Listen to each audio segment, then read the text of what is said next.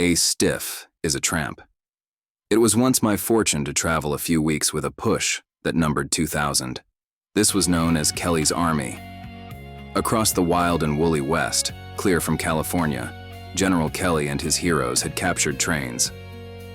But they fell down when they crossed the Missouri and went up against the effete East. The East hadn't the slightest intention of giving free transportation to 2,000 hobos.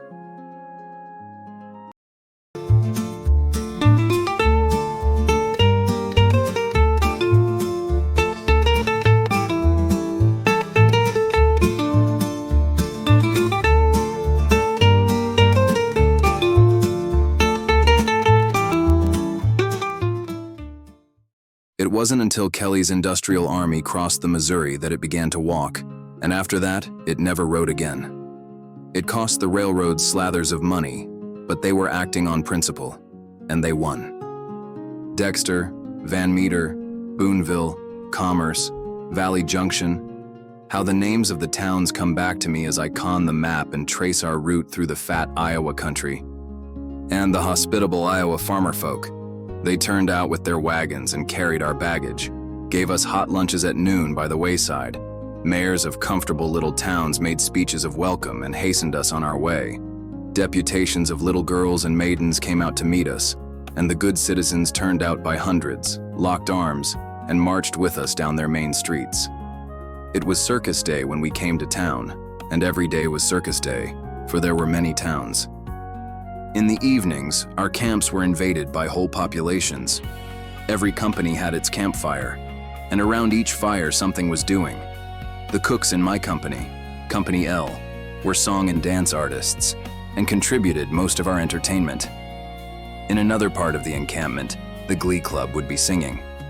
In addition to the stunts of the companies and the Glee Club, church services were usually held, local preachers officiating, and always there was a great making of political speeches.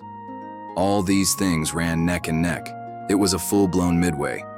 A lot of talent can be dug out of 2,000 hobos. Come forth, ye toiling millions, and join our worthy band, as on we pass to victory, to free our native land. Our glorious cause we will defend, and equal rights demand, while we go marching to victory. Hurrah, hurrah, a shout of joyful glee. Hurrah, hurrah, we bring the jubilee. The farm and labor shall unite and sweep from sea to sea, while we go marching to victory. You look back and see how hard you worked and how poor you were and how desperately anxious you were to succeed. And all you can remember is how happy you were. Jack London traveled with Kelly's army for about 6 weeks. They crossed Iowa and camped in Des Moines until the town figured out that they couldn't afford to feed 2,000 hungry men forever.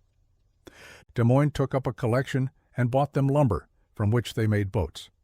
They used these to float down the Picayune-Des Moines River over 200 miles to the Mississippi. Young Jack London split from the group at Keokuk and proceeded to ride the rails for several more months. About 600 of Kelly's marchers made it to Washington to join the main march on the Capitol. This is a story of American hardship told with rugged poetry. We're not polishing the past, we're marching through it, barefoot and blistered, with 2,000 stiffs who remind us that dignity is never granted. It must be walked for, sung for, starved for, and sometimes floated down a shallow river on a leaking boat.